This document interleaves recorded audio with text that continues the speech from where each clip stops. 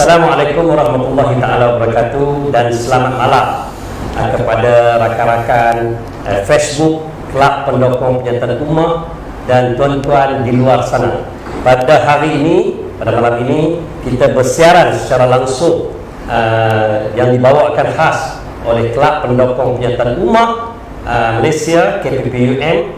Pada malam ini kita bawa dua panel atas satu tajuk, yang mana tajuk kita pada malam ini iaitu sejauh manakah penerimaan masyarakat non-Muslim terhadap penyatuan ummah yang sekarang ini berlangsung ataupun sedang dijalankan oleh kerajaan maupun juga dengan PAS dan juga dengan pihak UMNO.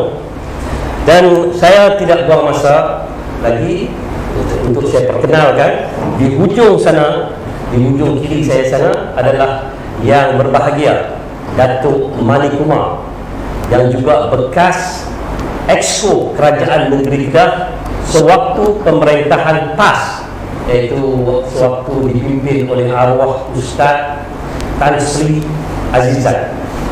Dan di sebelah kiri saya yang rapat, baju yang sama warna, iaitu Ustaz Ahmad Husyam Datuk Badarudin, Presiden Kelab Pendokong Penyertaan Ummah Malaysia.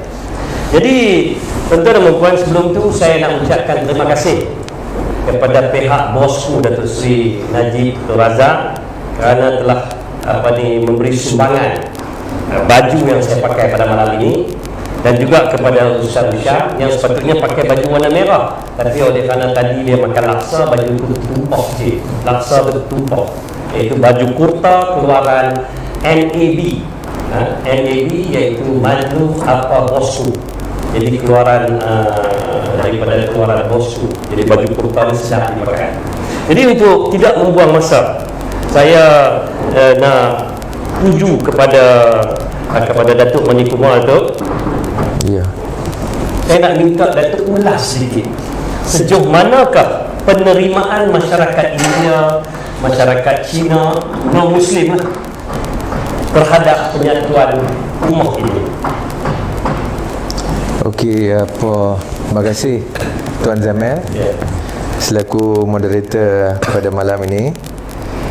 Terima kasih sekali lagi saya ucapkan juga kepada Ustaz Usam yang hari ini menjemput saya bersama dalam majlis yang mulia ini.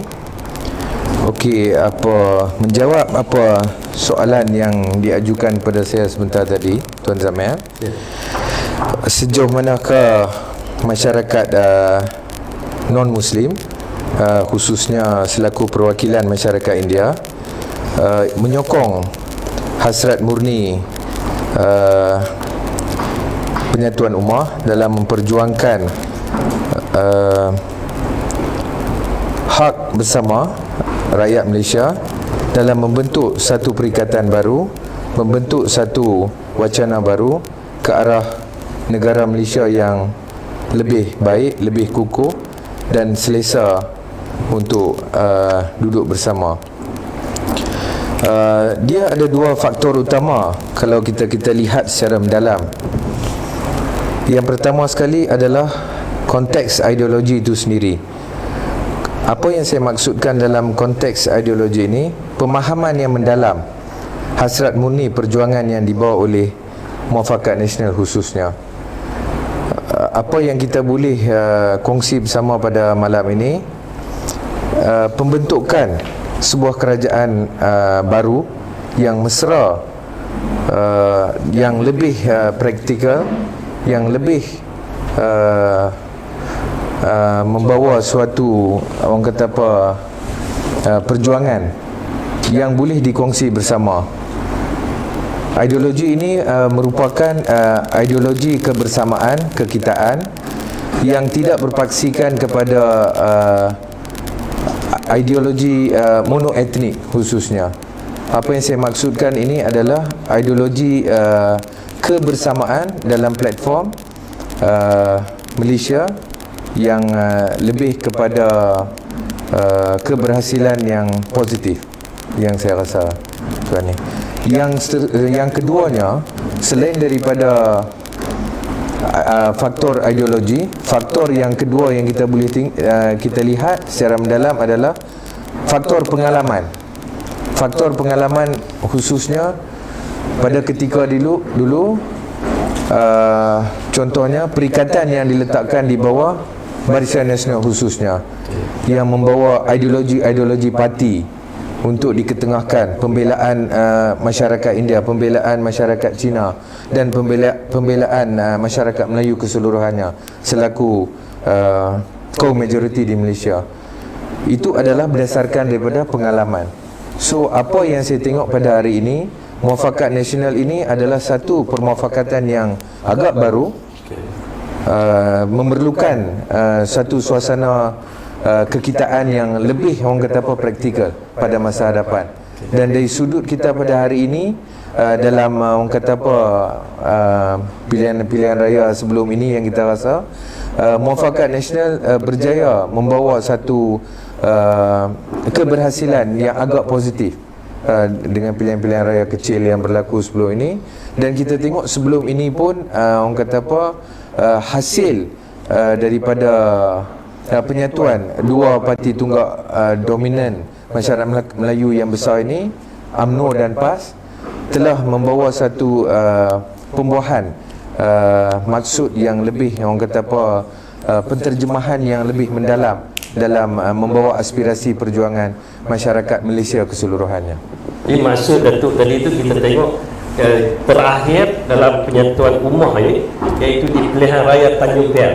Ya. Tanjung Piang bila calonnya adalah daripada non-Muslim, tetapi dibantu oleh masyarakat PAS dan juga UMNO dan juga masyarakat India. Okey. Apa yang saya boleh simpulkan daripada penterjemahan saya tadi, ideologi ini diterjemahkan secara mendalam, secara berhasil ke arah suatu suasana praktikal. So itu adalah orang kata apa, pokok yang perlu kita lihat secara mendalam. Okey. Terima kasih kepada Datuk Mani Kumar di atas mukadimah. Ini baru mukadimah. Jadi tuan-tuan dan puan-puan di luar sana, saya suka nyatakan di sini, tuan-tuan boleh tekan butang share. Share sebanyak mana yang boleh, dan juga yang lebih baik. Yang lebih baik ada di kalangan tuan-tuan dan puan-puan sana yang ingin bertanya soalan.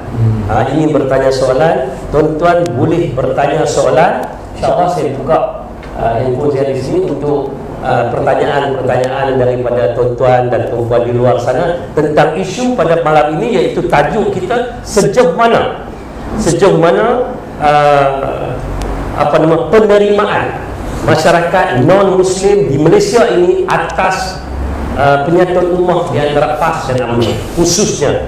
Jadi untuk itu, Ustaz Syaf selaku Presiden Kelab Pendokong Penyatuan Ummah, saya juga ingin bertanya soalan yang sama, iaitu sejauh mana kita sebagai pendokong penyatuan ummah ni, kita melihat sejauh mana penerimaan, bagaimana penerimaan mereka terhadap kita. Assalamualaikum warahmatullahi wabarakatuh. Alhamdulillahirabbil alamin, wassalatu wassalamu ala asyrafil mursalin wa ala alihi wa sahbihi ajma'in. Subhanaka la ilma lana illa ma 'allamtana innaka antal alimul hakim, wa la hawla wa la quwwata illa billahil aliyyil azim, wa la hawla wa la quwwata illa billahil aliyyil azim, wa la hawla wa la quwwata illa billahil aliyyil azim. Allahumma anta rabbuna wa anta khalaqtana wa anta hadaitana lil Islam. Allahumma amin. Terima kasih kepada moderator forum kita pada malam ini, bahagia Datuk Zamil, bahagia Datuk Mani Kumar selaku panelis gandingan bersama. Terima kasih banyak-banyak kepada Datuk kerana sudi bersama-sama dengan kami daripada warga Kelab Pendokong Penyatuan Ummah Malaysia dalam live kita pada malam ini. Mudah-mudahan dengan kehadiran yang berbahagia Datuk, ada manfaat, ada kebaikan, dan ada satu cetusan idea yang baru yang boleh dikutip, diambil oleh pucuk pimpinan kita yang mungkin menonton live kita pada malam ini, untuk sama-sama kita menggerakkan lagi agenda muafakat nasional atau penyatuan ummah ini dengan lebih kuat dan lebih laju, insya-Allah. Terima kasih kepada Datuk. Jadi tuan-tuan muslimin dan muslimat, sedang penonton, para penonton yang dirahmati Allah, seperti yang saudara moderator kata tadi, bagi anda yang menonton live kita pada malam ini, jangan lupa menekan button like dan share. Share seluasnya kita punya live kita, perbincangan kita pada malam ini, sebab perbincangan kita ni cukup besar, tajuknya cukup besar, iaitu kita nak fokus tentang penyatuan ummah, kita nak fokus tentang muafakat nasional. Sejauh mana golongan non-Muslim ataupun bukan Islam melihat dan ingin menerima gabungan penyatuan ummah ini. Perbincangan ini cukup besar malam ini tuan-tuan. Jelas seperti yang Datuk katakan tadi, cuma bila ditanyakan kepada saya oleh saudara pengurusi tentang sejauh mana penerimaan, di sini ada dua pecahan yang saya nak katakan. Yang pertama, ada di kalangan golongan yang bukan Islam ataupun non-Muslim yang menerima kita punya agenda muafakat nasional, agenda penyatuan ummah. Mungkin ada segelintir yang pecahan yang kedua yang agak takut, Datuk, yang agak bimbang, tentang penyatuan ummah ini. Ada yang kadang-kadang terlintas di dalam pemikiran mereka perkara-perkara yang agak negatif, perkara-perkara yang tidak baik, yang kayak bimbang. Itu kita tidak boleh kata apa. Kalau mereka ingin bimbang, mereka rasa bimbang, itu hak mereka. Cuma kita nak kupas pada malam ini tuan-tuan, kepada orang yang bukan Islam, yang menerima tentang penyatuan ummah, terima kasih kita ucapkan. Kepada mereka yang agak takut, di sini yang kita nak terangkan. Saya sebagai orang Islam, saudara pengurusi sebagai orang Islam, Datuk Mani Kumar mewakili yang non-Muslim, kita nak bincang, kita nak cari titik pertemuan kita. Kita tidak mau ada perbalahan, kita tidak mau ada persimpangan di sana. Yang kita nak cari adalah titik persamaan kita. Saudara pengurusi dan tuan-tuan sidang hadirin hadirat sekalian, saya nak petik statistik daripada Jabatan Perangkaan Malaysia mengenai jumlah penduduk Malaysia pada tahun 2018. Saya ambil 2018 kita tengok. Statistik daripada Jabatan Perangkaan Malaysia mengatakan bahawa jumlah penduduk Malaysia pada tahun 2018 mencapai 32.4 juta orang dengan kadar pertumbuhan penduduk tahunan sebanyak 1.1%. Tahun 2018 seramai 32.4 juta orang, daripada yang baru beranak sampai yang duk tunggu hari nak mati. 32.4 juta. Analisis penduduk warga negara mengikut kumpulan etnik pula mendapati penduduk Bumi Putra, yang kata lingkungan Bumi Putra ini, seramai 20.07 juta. Daripada 32.4 juta tadi, 69.1% itu adalah kaum Bumi Putra. Diikuti pula dengan masyarakat Cina seramai 6.69 juta, iaitu sebanyak 23%. Dan India 2.01 juta, iaitu seramai 6.9%. Dan lain-lain bangsa lebih kurang 0.29 juta, iaitu 1% daripada 32.4%. Jadi jelas di sini kaum Bumi Putra, India, China adalah kaum yang terbesar dalam negara kita. Kaum yang terbesar, Bumi Putra, China, India, ini adalah kaum yang paling terbesar dalam negara kita. Mau ataupun tidak, kita adalah satu keluarga. Orang Melayu, orang Cina, orang India, orang Kadasan, orang Siam dan sebagainya, ini adalah rakyat dan juga keluarga besar dalam negara Malaysia. Tetapi bila mana penyatuan ummah ini, kita nak melihat sejauh mana Islam menceritakan tentang perpaduan. Kita nak jelaskan kepada orang Islam, kita nak jelaskan pada malam ini kepada orang yang bukan Islam, bahawa Islam bukan satu agama yang mengajar dan mengajak kepada umatnya bahawa menjaga orang Islam, menzalimi orang bukan Islam. Itu bukan Islam. Itu bukan Islam. Ada pun yang kadang-kadang yang digambarkan di luar negara dengan kumpulan pengganas dan sebagainya, itu bukan ajaran Islam. Apa yang Islam sebut dalam surah Al-Hujurat ayat 12, kita lihat paling besar kita punya rujukan orang Islam, umat Islam paling besar adalah Al-Quranul Karim, kitab suci yang mulia. Apa yang Allah Subhanahu wa ta'ala sebut, yang pegangan ini kena dipegang oleh orang Islam, yang juga pegangan ada panduan ini pedoman kepada orang-orang yang bukan Islam tentang pegangan umat Islam ini macam mana. Allah Subhanahu wa taala mengajar kepada kita, a'udzubillahi minasyaitonirrajim, ya ayuhan nas inna khalaqnakum min dzakarin wa untha waja'alnakum syu'uban wa qabaila lita'arafu inna akramakum 'indallahi atqakum innallaha 'alimun khabir. Shadaqallahul 'azim.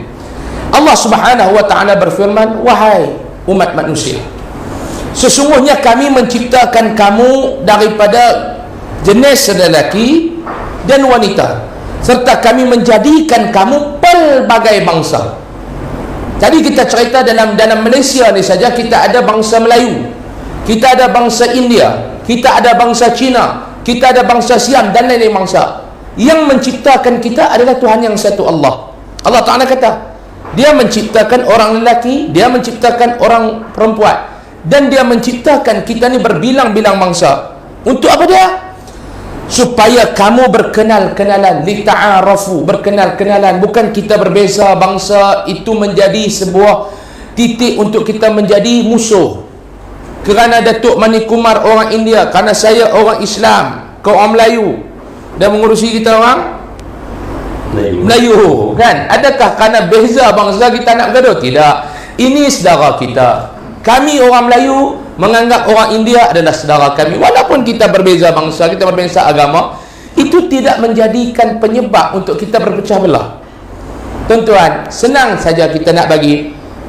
Cuba lihat, Datuk Mani Kumar ini adalah exco kerajaan negeri di bawah pentadbiran PAS. Kita faham, Datuk, PAS ini adalah membawa imej Islam. Datuk bekerja dengan Ustaz, Allah yarham, Ustaz Azizan Abdul Razak, membawa bendera PAS, membawa imej Islam. Adakah sewaktu kerajaan Islam di bawah pentadbiran PAS ini menganiayai golongan-golongan yang bukan Islam? Kerajaan PAS di Kelantan di bawah kepimpinan dulunya almarhum Tuan Guru Ni Abdul Aziz Nikmat, berapa orang di kalangan orang bukan Islam dibunuh di sana? Berapa orang di kalangan orang bukan Melayu yang disalimi di sana? Tidak ada. Sebab apa? Sebab Islam menitik beratkan tentang kedamaian. Islam menitik beratkan tentang, kalau kamu bukan Islam, kamu bukan Melayu, Islam bila berkuasa mengarahkan kepada umatnya bahawa untuk menjaga, untuk memelihara, untuk menyantuni orang-orang yang bukan Islam. Allahuakbar. Okey.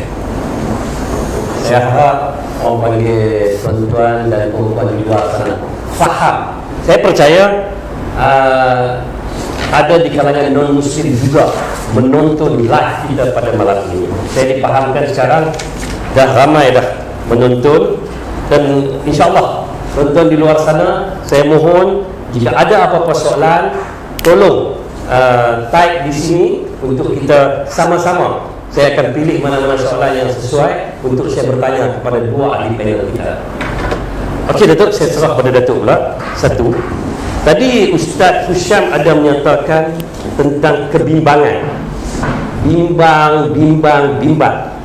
Tapi Datuk salah seorang ahli keluarga pentadbiran kerajaan negeri Kedah pada 2008 sehingga 2013, iaitu exco kerajaan negeri di bawah pentadbiran Allah yarham Ustaz Tan Sri Ustaz Azizan. Jadi saya mohon Datuk tolong nyatakan di sini pada tuan-tuan di luar sana, selesa ataupun tidak selesa Datuk ketika bersama dalam keluarga PAS ketika itu. Okey, Tuan Moderator, saya nak perbetui sikit lah. 2009 sampai 2013 pasal saya masuk mai pertengahan pilihan raya kecil. Ya, lawan ketika itu pilihan raya kecil 2009 yang paling rekod terbanyak calon, lawan dengan 14 orang ketika itu. 14 bukan 16. 14 orang, keseluruhan 15 calon yang bertanding, dan saya terpaksa beradu tenaga dengan 14 orang ketika itu. Rekod baru SPR. Ya, saya ingat black belt tu saya pegang piala ni tu, tak ada orang pecah lagi.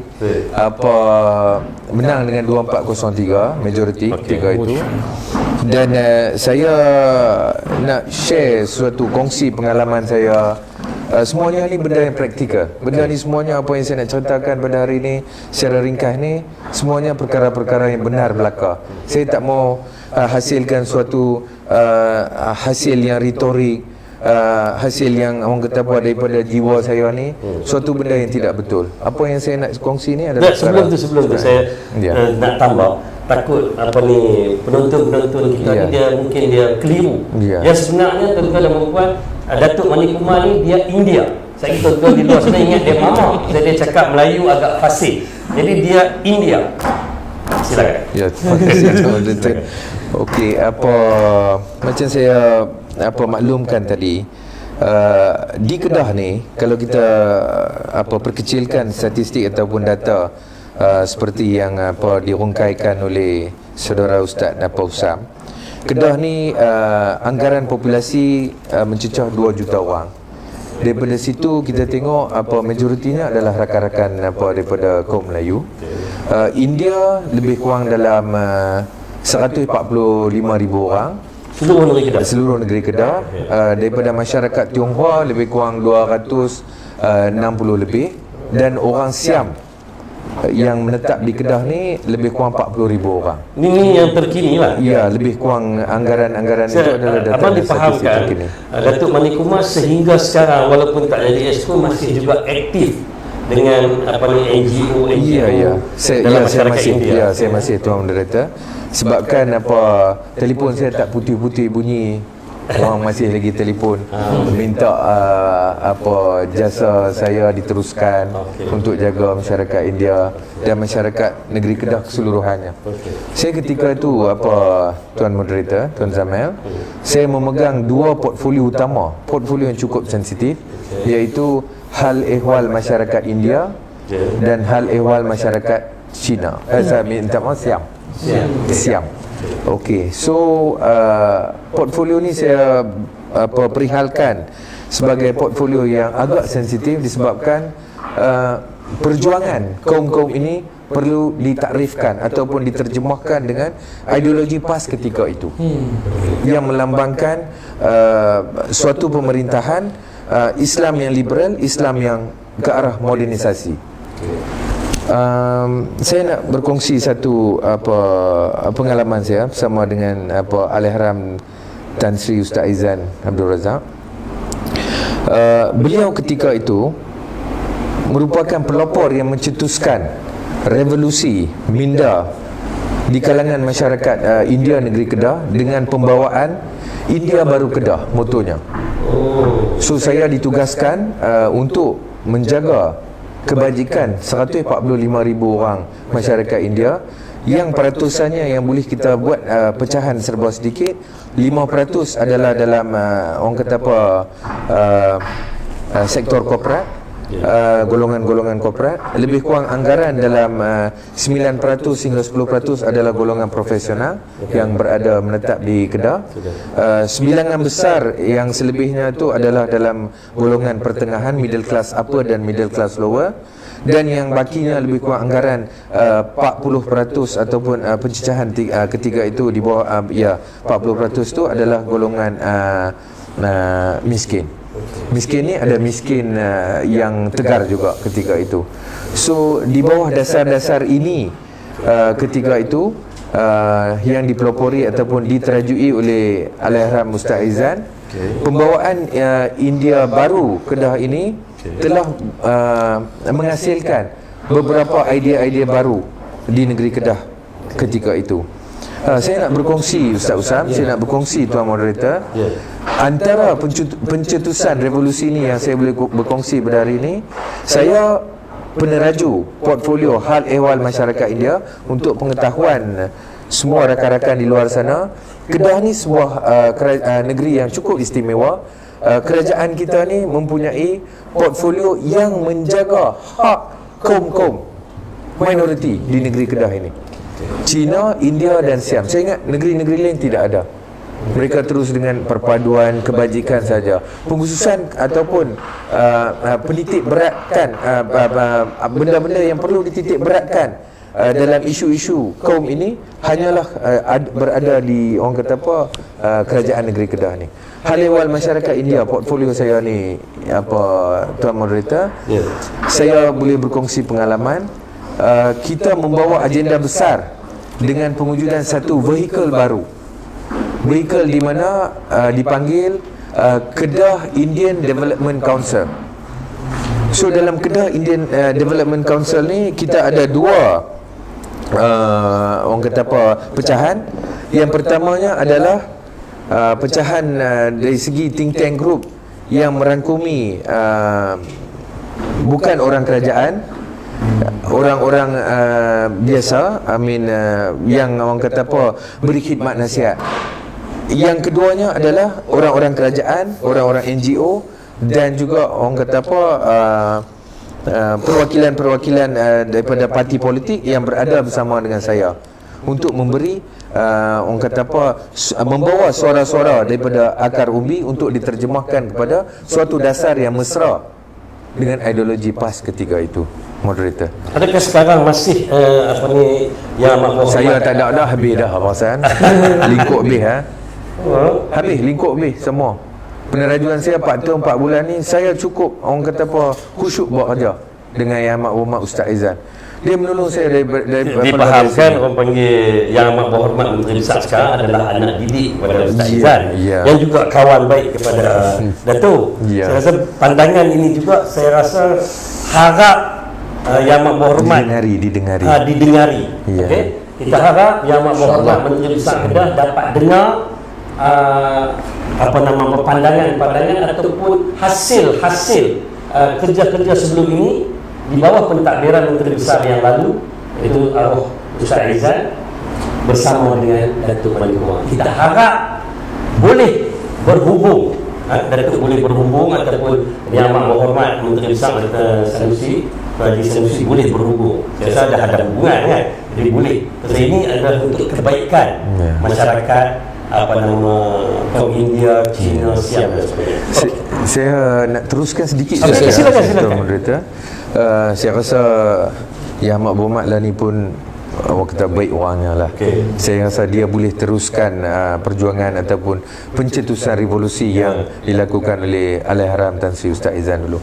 Okey, patah balik kepada orang kata apa platform tersebut, Kedah Indian Development Council tu, dengan adanya think tank group daripada non-governmental organisation dan juga orang-orang daripada suara akar umbi ini, dengan orang-orang kerajaan, orang-orang yang memegang jawatan ketua kampung, ahli majlis, semua ketika itu, orang kata apa, satu kesepaduan yang luar biasa berlaku. Kita membawa 10 agenda utama: pengukuhan institusi keluarga, isu-isu pendidikan diketengahkan. Lepas tu ibu tunggal ketika itu diberi penitik berat. Ibu tunggal kaum India. Ya. Diberi orang kata apa satu pengamatan yang jelas, dan juga banyak-banyak perkara yang berlaku Tuan Moderator. Lepas tu bajet di peringkat orang kata apa untuk orang kata apa melengkapkan aspirasi revolusi tersebut. Ketika itu bajet untuk masyarakat India ada. Saya tengok tak ada dah. Saya harap Yang Amat Berhormat Menteri Besar Kedah yang baru ini, dan juga kerajaan Malaysia sekarang ini, kerana kebanyakan yang memerintah Malaysia sekarang ini adalah daripada mufakat ataupun kegiatan umum. Tolong dengar denutan hati masyarakat, bukan Bumi Putera. Maksud dia masyarakat Cina, India dan sebagainya, kerana kita nak bagi jadi satu keluarga. Dan saya mengharapkan Yang Amat Berhormat Menteri Besar Kedah sekarang ini, Sanusi Muhammad Noor, akan meneruskan agenda-agenda Tan Sri Allahyarham Tan Sri. Okey, terima kasih Datuk Malik Umar. Okey, tuan-tuan dan puan-puan di luar sana, saya dapat banyak soalan di sini. Cuma saya agak rasa terkejut juga, kerana kita dapat satu soalan daripada, kemungkinan besar lah saya harap, salah seorang pengundi di Don Chini. Pahang. Dia juga hantar soalan pada kita pada malam ini, iaitu soalan dia berbunyi, beliau adalah Nur Hidayah binti Sa'ad daripada Felda mana, dia tak tulis di sini tapi dia tulis sini Pahang saja. Okey, soalannya dia tujukan kepada Ustaz Husyam. Okey, soalannya sekejap saya baca ya. Assalamualaikum Ustaz, saya ingin bertanya selaku pemimpin muda Islam, apakah mesej kepada masyarakat non-Muslim terhadap kepimpinan, maksudnya terhadap kepimpinan Islam? Nur Hidayah. Soalannya begini. Assalamualaikum Ustaz. Beliau adalah Nur Hidayah binti Sa'ad daripada Cili, Pahang. Saya ingin bertanya Ustaz Husyam selaku pemimpin muda Islam, apakah mesej yang kita adalah pemimpin Islam ni nak tunjuk kepada non-Muslim? Apa itu kepimpinan Islam? Baik, terima kasih kepada Nur Hidayah, kepada yang bertanya dan kepada moderator. Soalan apa yang pemimpin Islam kena tunjuk kepada orang bukan Islam tentang kepimpinan Islam, macam itulah. Kerana benda tu wajib. Orang Islam mesti menunjukkan bahawa yang Islam itu adalah agama yang damai, bukan agama yang nak melihat kepada perpecahan. Pemimpin Islam kena menunjukkan, kena menzahirkan kepada orang bukan Islam bahawa selama mana Islam itu memerintah, selama mana umat itu berpegang dengan ajaran Islam, selama itulah hak dan kita katakan hak orang bukan Islam itu terjamin. Saya sebenarnya mengurusi asyik mendengar penjelasan daripada sahabat kita Datuk Mandi Kumar tadi, bagaimana Allahyarham Tan Sri Ustaz Azizan bin Abdul Razak memberikan satu amanah yang besar kepada beliau dalam memastikan bahawa hak-hak orang bukan Islam, terutamanya orang-orang India yang dipegang oleh Datuk Mani tadi, dan juga orang Siam itu terjaga, terbela. Dan ada bajet. Ya, ada bajet khusus pula yang diberikan. Itulah Islam. Bagaimana amanah dan tanggungjawab yang diberikan oleh almarhum Allahyarham kepada Datuk, itulah Islam lah.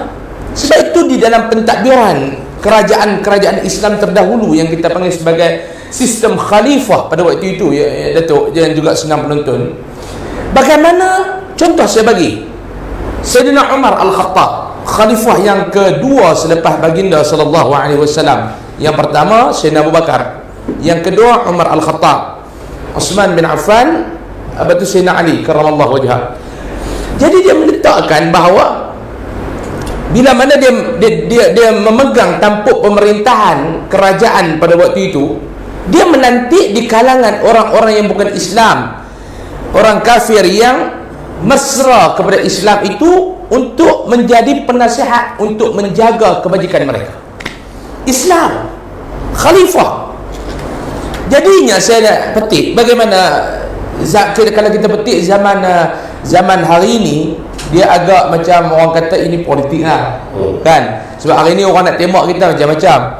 Sewaktu mana pemerintahan mereka, Pakatan Harapan dahulu ni pun, mereka cuba menggambarkan imej buruk terhadap mufakat nasional ataupun penyatuan ummah. Ini satu penyatuan yang bila UMNO dan PAS ini bersatu, PAS dan UMNO ini bersatu, orang India, orang Cina, orang bukan Islam ni hampa jagalah.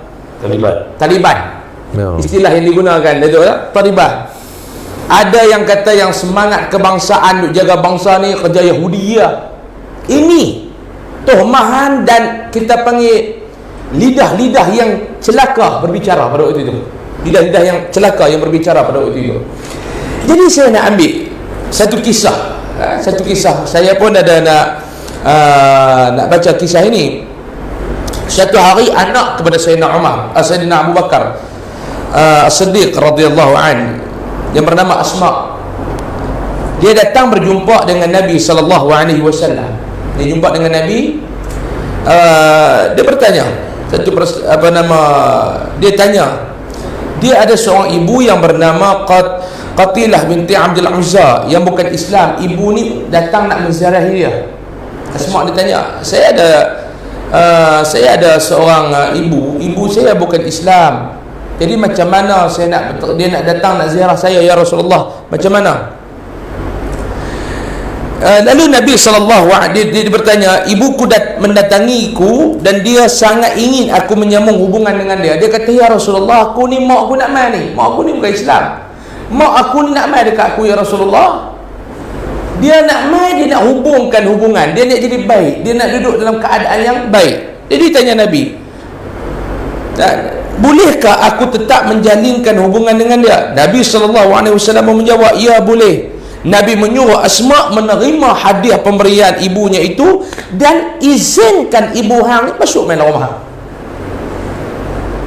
Anak dengan ibu ni agama berbeza, tapi Nabi ajak kepada mak kamu tu bukan Islam, mak kamu tu bukan Islam, tapi kamu kena jaga hubungan dengan dia. Hadiah yang dia bagi kepada kamu, terima, bawa mak kamu ni masuk dalam rumah. Ini Nabi ajak. Bila mana turun ayat dalam surah Al-Mumtahanah ayat 8, A'udzubillahi minasyaitonirrajim, la yanhaakumullahu 'anil ladzina lam yuqatilukum fid din wa lam yukhrijukum min diyarikum an tabarruhum wa tuqsitu ilaihim innallaha yuhibbul muqsitin. Turun ayat ni dari Allah Taala jawab kepada Nabi SAW di atas soalan daripada Asma. Jadi pemimpin yang Islam hari ini, sama ada daripada UMNO, PAS dan juga serpihan daripada Parti Bersatu, yang kita ni pun pening Parti Bersatu ni, yang mana satu bersatu, yang mana bersatu berpecah. 69. Jadi Parti 69 lah. Nah, Parti 69 memecat, hang pecat aku pecat hang, aku dia jadi pening hari ni. Sekarang parti tu ada warna lain pun ada. Warna hitam putih, asal merah jadi hitam putih ni. Jadi kita pun tak tahu, pening jadi pening. Politik Malaysia ni selagi tak ada election yang terbaru ni, PRU ni, selama itulah dia takkan tentera. Kan hari ini dia mula politik beli-membeli, tawar-menawar ni jadi bahaya lah. Dan kita harap dalam masa yang terdekat ni akan adalah pembubaran parlimen, pilihan raya umum yang ke-15, serah kepada rakyat untuk mengangkat pemimpin-pemimpin yang bagi mereka yakin dapat mentadbir dan memerintah Malaysia ni dengan lebih baik. Kalau jadi macam ni, pelabur pun tak berani masuk. Jadi malu kita ni, malu. Yang dah tua tu pun satu langkah lagi nak masuk dalam kubur pun duk gila nak jadi Perdana Menteri lagi. La ilaha illallah. Ada dia ni orang Kedah juga dia berkata kan. Apa nama tu? 22 tahun jadi Perdana Menteri tak puas hati lagi. Orang bagi lagi 22 bulan nak minta lagi. Kita pun tak faham orang tua ni. Nak pergi bagi makan kismis kot tua sangat dah kot kan? Kalau budak-budak boleh kat kita tangkap koyang. Saya rasa nampak macam ustaz dan lari tajuk. Bukan lari tajuk, nak tunjuk kalau itulah pemimpin yang ada pada hari ini. Macam mana orang bukan Islam nak melihat Islam agama yang mana? Saya tahu. Bukan lari tajuk, cuma kita nak nampak ini pemimpin yang ada pada hari ini. Tak malukah kita dengan Datuk Mani Kumar kalau sama-sama Islam duduk berpecah? Betul tak? Adakah orang bukan Islam akan tengok ini ke Islam?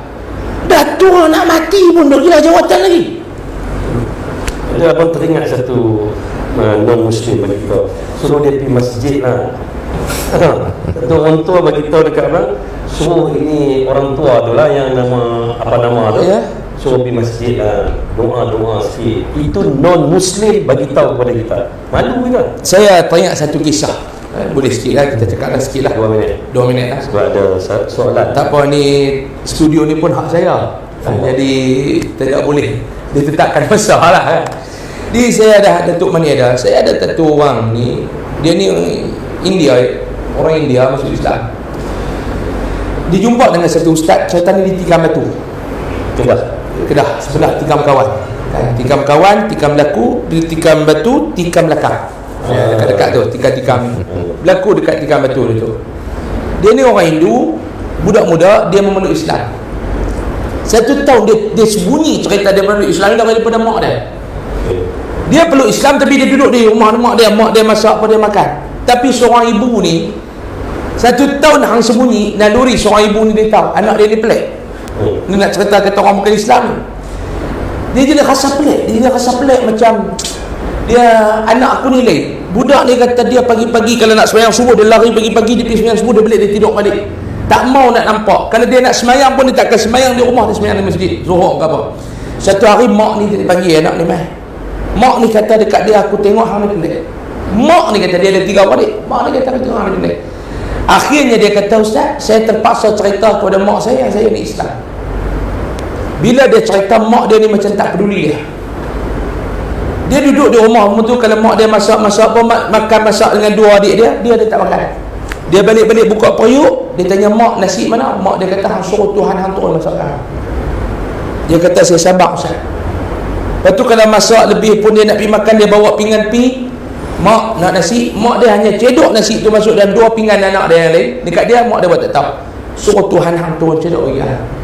Dia kata ustaz, 1 minggu, 2 minggu, 1 bulan, 2 bulan boleh tahan. Kalau lebih pada tu dia memarah. Satu hari dia marah mak dia. Dia kata, mak apa pasal? Saya peluk Islam, hubungan saya dengan mak tak putus. Saya memeluk Islam, hubungan saya dengan mak tetap mak saya. Saya dah ada mak, saya duduk di rumah, saya tak buat apa. Saya kata siapa mak nak marah saya? Apa jawapan mak ni? Abang, apa jawapan mak? Dia kata, wahai anakku, aku tidak marah hang masuk Islam, tapi aku tak mau hang masuk Islam jadi macam Islam orang lain. Mak dia kata, aku tak marah hang masuk Islam, tapi aku tak mau hang jadi Islam lain. Islam, tapi kita tak berjaya nak menunjukkan imej Islam kepada orang bukan Islam. Makna orang Melayu ni, dia masuk Islam, dia peluk Islam, dia tak mengaji, dia tak terjemahkan nilai-nilai Islam dalam kehidupannya. Aku tak mau hang jadi macam tu. Maksudnya Melayu ni kebanyakan dilahirkan dari Islam lah. Islam lah, tetapi dia tidak menunjukkan teladannya. Hari ni kita tengok Datuk Mani Kumar, bahasanya lembut, orangnya bagus. Sebab apa? Sebab dia berpegang pada agama dia. Itu yang agama dia tunjuk. Tapi orang main tengok pula orang Islam dengan tua-tua nak mati 2-3 hari duk gila jawatan. Nampak? Duk kerja berpecah belah, tak boleh nak satukan yang elok. Kita tengok hari ni lah, ya, yang bagi abang dari itu. Kita tengok hari ni, parti orang India ni betul-betul dalam Malaysia ni ada berapa parti? Banyak. Yang betul-betul lah, yang betul-betul parti yang bawa. Parti tunggak ni MIC, PPP, IPF. Saya rasa 3 lah. Ini parti yang memperjuangkan hak kaum mereka. Cina kita kata MCA, DAP, gerakan. Tapi macam tengok parti Melayu berselerak dia pecah. Mana kita nak kata satu padukan. Lepas tu tengok pula dengan imej pemerintahan yang Islam. Orang akan kata inikah pemerintahan Islam, yang nikah pemerintahan Islam. Jadi kita nak kena zahirkan, wajib macam Nur Hidayah tadi, kita kena zahirkan nilai Islam dalam pentadbiran. Apa yang Islam tak ajar kita? Hatta agama Islam mengajar umat dia nak masuk jamban pun ada cara, nak makan pun ada cara, nak tidur pun ada cara. Apakah pentadbiran politik itu Islam tidak ajar? Maknanya apa dia? Kerja pemimpin Islam hari ini bukan sekadar menguatkan ekonomi, bukan sekadar nak mencari pelabur, tetapi yang paling besar adalah pemimpin Islam kena menterjemahkan Islam di dalam pentadbirannya agar orang bukan Islam boleh nampak bila dia duduk dalam bawah pentadbiran Islam, dia senang. Oh. Okey, terima kasih. Kita beri masa yang agak panjang sebab kita ada minit-minit terakhir.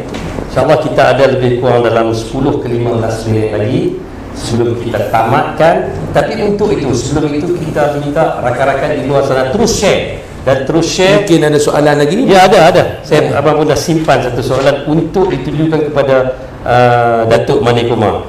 Okey, soalan dia Datuk. Okey, setuju. Ini daripada Muhammad Farsha Ismail.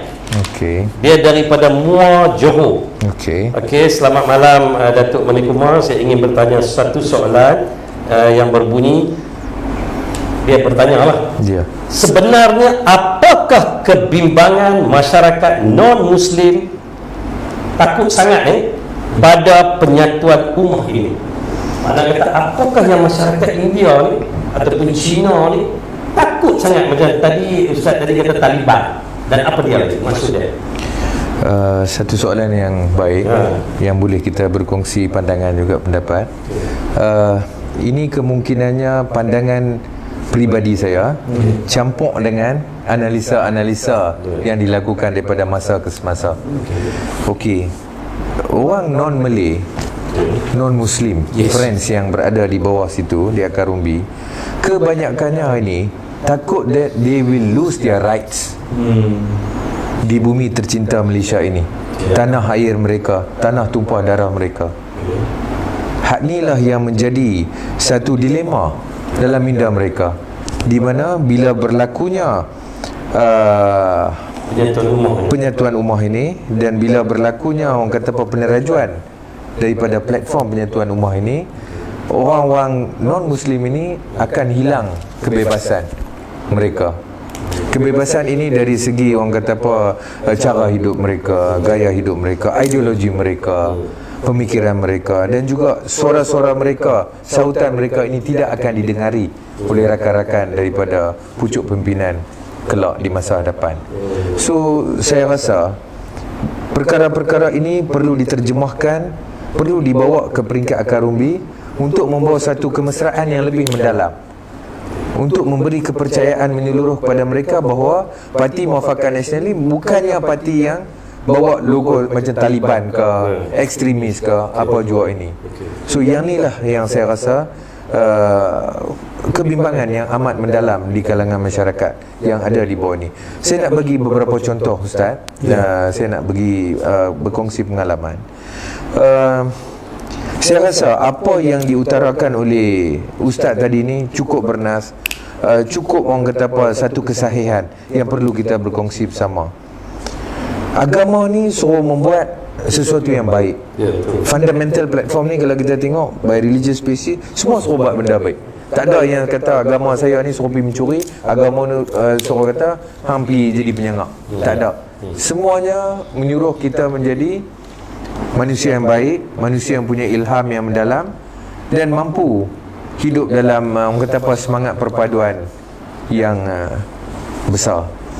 So apa yang kita tengok, apa Ustaz, apa yang kita tengok moderator, pembawaan seseorang individu yang berpaksikan politik untuk selfishness dia, untuk kebaikan dia seorang, untuk dia orang kata apa, belok semua, dia nak ambil semua.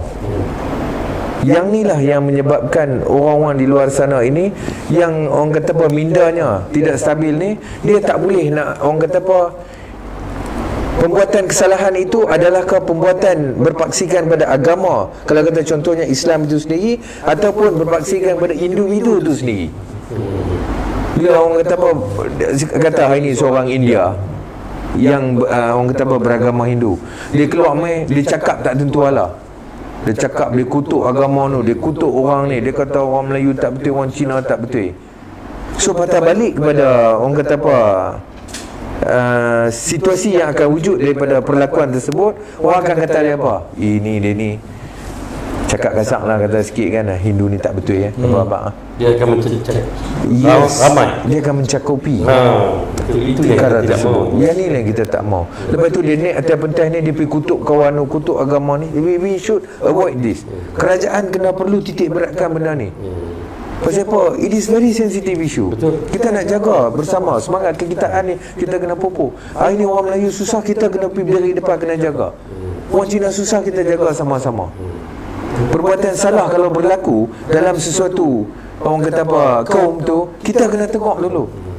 Kata contohnya, orang Melayu kata buat satu perlakuan yang tak betul, saya perlu diberi hak untuk memperbetulkan rakan saya di depan tu.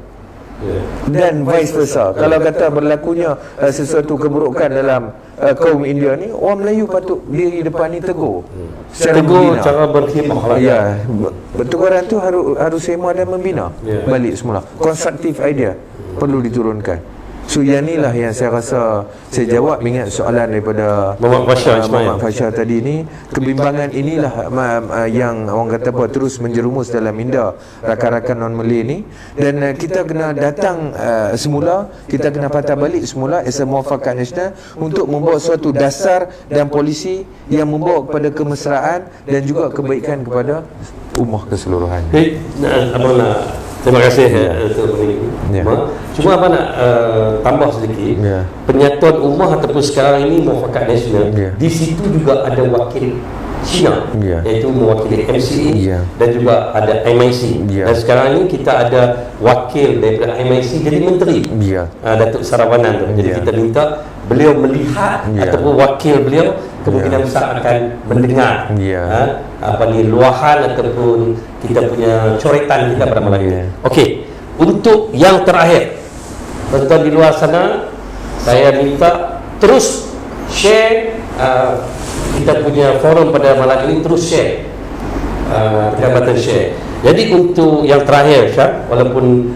studio ini milik Tuan Presiden, tapi saya nak beritahu ini soalan terakhir. Okey, ini soalan terakhir sebab kita dah hampir 1 jam.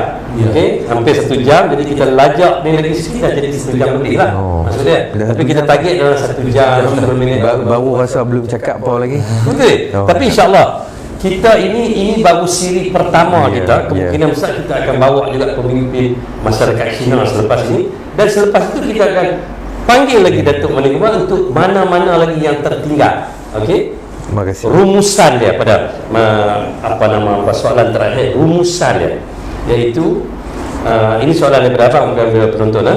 Okey, rumusan dia, cara orang Islam macam Ustaz Syam adalah selaku presiden, kita punya keahlian sekarang ni dah mencecah hampir dekat 32,000 seluruh Malaysia. Tahniah Ustaz. Dan kita ada setiap parlimen, dan ada juga di parlimen itu adalah kawasan parlimen campuran. Campuran. Jadi kelab pendukung penyatuan ummah ni dia ada Cina, dia ada daripada PAS dan juga daripada UMNO. Jadi kita ni kawan semua. Okey. Sebagai salah pemimpin Islam, cara orang Islam nak menyantuni yang bukan Islam. Okey, baik. Maksud dia menyantuni. Macam mana cara tadi kenyataan daripada Datuk Malik Umar 5 minit lah Nes. 5 minit atau 4 minit Dia pengurusi ni dia ajak agak kedekut masa sikit. Tak apa Ustaz. Kedekut masa sikit. Dia dah kata lain kali pun boleh jumpa lagi. Lain kali kita ni. Tu sono. Cuma kita minta lain kali ni, kita minta selepas kita dapat respon terutama sekali daripada Yang Amat Berhormat Menteri Besar Kedah yang baru ini, dan kita minta ada apa-apa timbal balas daripada pihak beliau ataupun negeri-negeri lain. Sebab Malaysia ni termasuk Kelantan ada masyarakat India, Cina, Siam dan sebagainya. Satu Malaysia ada. Jadi kita akan ambil respon daripada mereka. Okey. Itu dia ambil masa kita lagi tu. Okey, tambah. Baik. Jadi 5 minit saya minta lah untuk penutup ni. Saya nak respon sikit apa yang Datuk Malik Umar kata tadi. Satu benda yang patut dipandang serius oleh kepimpinan Muafakat Nasional pada hari ini, iaitu kena buat satu grup ataupun satu kumpulan yang turun menyantuni orang-orang bukan Islam ini, membawa mesej kita, mesej Muafakat Nasional, mesej yang Islam nak bawa. Itu yang penting. Bagaimana kita nak rawat. Sekarang kita dah tahu penyakit, kebimbangan orang bukan Islam terhadap pemerintahan Islam, kerajaan Islam ini zaman Rasulullah SAW lagi dah timbul. Tetapi Rasulullah dia tidak bagi penyakit itu merebak tanpa dirawat. Kan, kalau kita berjaya hari ini, kerajaan Malaysia sudah berjaya membendung pandemik COVID-19 yang lebih berbahaya, dan musuh yang tidak nampak apa sangatlah ideologi atau pemikiran ini kita nak bendung. Jadi kerajaan perlu lantik ataupun pihak Muafakat Nasional perlu membuat penjelasan. Mungkin ada wakil orang Melayu bercakap dan juga wakil orang bukan Islam yang bercakap sendiri bagi pihak kita. Bawa mesej yang jelas. Ini bukan lakonan. Ini bukan lakonan. Apa yang dinyatakan, apa yang dizahirkan oleh Yang Berbahagia Datuk Malik Umar itu adalah suara hatinya. Bukan ada kita duduk pakat apa, tidak ada. Jadi salah faham itu wajib dibendung. Menjawab persoalan tadi, saya nak jawab dengan pandangan ataupun respon ini. Saya nak jawab dengan jawapan daripada ulama dalam kitab Al-Furuq karangan daripada Al-Qarafi, Imam Al-Qarafi. Dia kata apa dia? Ada 7 cara ataupun 7 benda yang Islam minta kita santuni menjaga hak orang bukan Islam. Yang pertama dia kata berlembut terhadap mereka yang lemah. Ini yang pertama. Ada di kalangan orang, yes, of course orang Islam ni kita bincang panjang lebar dah sebelum ni. Orang bukan Islam ada yang lemah, ada mereka yang dhaif, kita menyantuni mereka, bersikap lemah lembut. Yang kedua, menyediakan pakaian untuk menutupi mereka. Kalau mereka ni orang susah apa, kerajaan harus bukan sekadar menyediakan makan minum, pakaian pun kerajaan kena bantu mereka kalau ada di kalangan orang bukan Islam yang susah. Yang ketiga, berkata-kata dengan perkataan yang lembut, mengambil hati mereka. Yang keempat, mendoakan kepada mereka supaya menerima petunjuk Islam. Yang kelima, memberi nasihat kepada mereka dalam semua perkara. Kerajaan buat dulu. Ini dia orang bukan Islam yang membawa amanah daripada kerajaan Islam. Yang keenam, melindungi reputasi mereka jika terdedah kepada fitnah, selain mempertahankan harta mereka, keluarga mereka, hak mereka dan keprihatinan kepada mereka. Dan yang ketujuh, membantu mereka menentang penindasan dan mendapat hak mereka. Segala kebaikan yang dilakukan mesti dibuat dengan penuh kasih sayang dan belas kasihan. 7 benda ni ulama kata yang kamu kena jaga hak kamu dalam menyantuni orang-orang yang bukan Islam. Dan yang terakhirnya, saya sebagai Presiden Kelab Pendukung Penyantun Ummah Timbalan Presiden dan juga Datuk Umi Kumar, ini saya rasa hasrat rakyat Malaysia hari ini nak melihat pembawakan kerajaan yang baru, kerajaan muafakat nasional ini adalah suatu pembawakan yang lebih kepada mesra kepada rakyat dan juga memberikan keyakinan kepada rakyat terhadap pemerintahan yang baru ini. Ini wajib dijalankan kepada mereka yang bergelar pemimpin. Kita tidak mahu dah ada pemimpin yang sombong. Kita tidak mahu dah pemimpin yang terlalu protokol. Rakyat tidak mahu. Kita tengok ke bawah dunia Maha Mulia Seri Paduka Baginda Yang Betul Agung. Cukup santai. Boleh keluar makan dekat kedai apa. Ini yang rakyat nak. Betul, rakyat tak mahu dah tengok terlalu protokol. Nak jumpa dengan kepimpinan ni payah. Sewaktu jadi wakil rakyat biasa ni nampak cantik, tiba-tiba dia jadi pemimpin ni dia merak satu macam. Dia mula lupa kawan-kawan, dia rasa dia berkuasa. Ingat, kuasa ni dapat rakyat melihat apa yang dibuat oleh kita. Rakyat nak bagi pula kepercayaan kepada kita.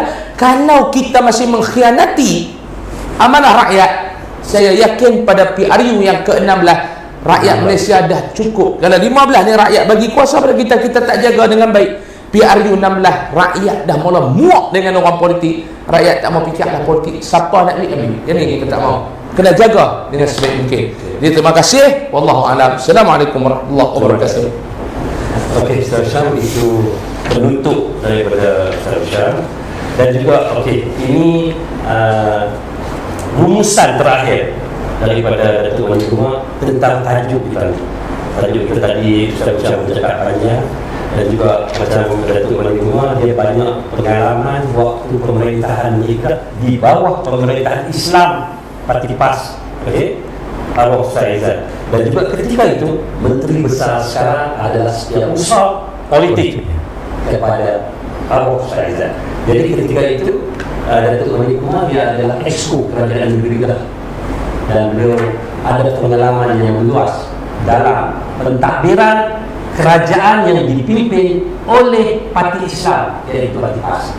Rumusan terakhir tentang tajuk kita malam ini, iaitu adakah kebimbangan ini, kita ringkaskan Pak Nek, adakah kebimbangan ini dapat dibendung oleh kerajaan terhadap masyarakat India, China dan lain-lain bangsa pada pemerintahan yang dimonopoli oleh muafakat nasional, insya-Allah di masa akan datang. Okey, terima kasih Tuan Moderator. Apa yang saya lihat Tuan, perkara penting ini yang perlu kita titik beratkan adalah isu perwakilan. Isu perwakilan yang saya maksudkan adalah daripada akar umbi. Hari ini masyarakat India, khususnya daripada kaum minoriti ini yang mencakupi 6.9% sahaja keseluruhan populasi mereka di Malaysia ketika ini, dan di Kedah ni pun anggarannya lebih kurang begitu juga, 7.2%, 7% lebih kurang begitu. Kehilangan perwakilan untuk menyuarakan hak mereka, rights mereka, luahan hati mereka. Sebab kalau kita tengok ini, perwakilan daripada golongan minoriti ni, khususnya India. Kalau kata kita tengok di Kedah ni, Tuan Moderator, Ustaz, kita ada 145,000 orang, kita ada 2 juta penduduk. Kalau kata kita ada 36 kerusi Dewan Undangan Negeri, automatik kalau kata kita buat pembahagian secara aritmetik politik, kita mempunyai perwakilan lebih kurang 2.43 orang ikut kepala. Kalau 2.43 orang ni, of course lah kita tak boleh carilah 2 kepala, lepas tu potong bagi 0.43 tu jadi 2.43. Kita kata satu jumlah kemungkinannya perwakilan DUN ni 2 orang. Kerusi. So kita nak tengok tumpuan Muafakat Nasional ni kerusi mana yang kita nak meletakkan perwakilan masyarakat India daripada akar umbi ni. Adakah jangan kita buat serkat, jangan bubuh lagu tu, tangkap je esok mai nah hampa pergi undi dia. Tak boleh. Kita kena menilai, buat analisa daripada sekarang. Siapa ni pemimpin? Bolehkah dia bawa orang kata ideologi Muafakat Nasional? Adakah dia boleh bawa suara daripada akar umbi yang mewakili masyarakat India contohnya? So hari ini tidak berlaku. Hari ini semua orang berebut kerusi kalau kita tengok. Aku nak lebih, hang nak kurang. Tapi kita kena datang dengan satu formula. Contoh kita tengok bahagian Tuan Moderator. Kita ada 587 kerusi DUN di seluruh Malaysia, dengan 8 lagi kerusi pelantikan. 3 di Terengganu, 5 di Sabah. So total kalau kita tengok, saya matematik lemah sikit lah, 595 kerusi DUN. Okey, kalau kita kata anggarannya 6.9% masyarakat India menghuni di bumi tercinta Malaysia ini, kita boleh dan harus mempunyai perwakilan 33.51%. Minta maaf, 5.71%. Maknanya 33 kerusi. Sekarang ni kalau kita tengok, adakah kerusi ni kita capai kotanya? Tidak. Saya rasa tidak. 33 kerusi kita nak cari perwakilan masyarakat di Malaysia ni, tak mana ada. Seharusnya ada matematik politik. Ini DUN lah maksudnya. Ini DUN. 33 DUN ni maksudnya Perak 3, Selangor 5, kawasan kawan-kawan India ramai, Johor 3, Kedah 2. Lepas tu tang mana yang perlu kita kena isi. Lepas tu tumpuan mereka tu tang mana. Dominasi masyarakat India ni tang mana. Keperluan mereka turun padang nak jaga masyarakat India. Hari ni banyak masalah di peringkat grassroots, akar umbi, gangster. Hari ni mainlah 35, 38, 888, 39 semua anak-anak muda orang India. Keluar main, kita pun takut berparang sana sini. Jadi abang rasa apa yang Datuk Mani cakap ni, masih ada lagi masa untuk pihak kerajaan ataupun pihak parti-parti di luar sana mengambil kira tentang peratus perwakilan atau mewakil golongan minoriti, golongan yang bukan Melayu, iaitu India, China dan bangsa-bangsa lain. Ya betul, kerajaan boleh melantik mereka sebagai senator dan sebagainya, tetapi maksudnya perwakilan ataupun wakil masyarakat India, China dan lain-lain bangsa di Dewan Undangan Negeri, sebab mereka ada maksudnya suara daripada akar umbi. Jadi abang rasa masih lagi ada masa. Ada masa. Tuan Moderator, kita tengok Parlimen 222. Kalau kita tengok 6.9%, kita boleh menerima 12 kerusi perwakilan masyarakat India. Tapi hari ini hakikatnya, adakah 12 kerusi ini diberi untuk ditandingi perwakilan daripada akar umbi masyarakat India ni? Tidak, saya rasa. So yang ni saya bukan orang kata kita tonjolkan racism, tidak. Dia ada 2 benda tuan, saya nak maklumkan. Privilege and rights. Kita cakap hari ni rights. Rights ni maknanya hak kita sebagai rakyat Malaysia. Saya kena tonjolkan diri saya sebagai pemimpin untuk membawa hasrat murni kita, memperjuangkan agenda negara kita. Saya takkan nak tinggal orang India selai sepinggang tepi jalan. Sebegitu juga kaum-kaum lain. Saya nak jaga keistimewaan orang Melayu hari ini. Saya tak boleh question hak raja-raja Melayu hari ini. Itu adalah kemestian termaktub dalam konstitusi kita yang kita kena hormat. Keluhuran perlembagaan. So yang ni yang saya rasa saya nak sampaikan mesej ni kepada akar umbi di luar sana, kepada rakyat, kepada pemimpin-pemimpin ada, tolong lihat benda-benda ni. Jangan nak tirikan perjuangan masyarakat India dan masyarakat minoriti keseluruhannya. Kita kena duduk bersama. Kita jaga kita.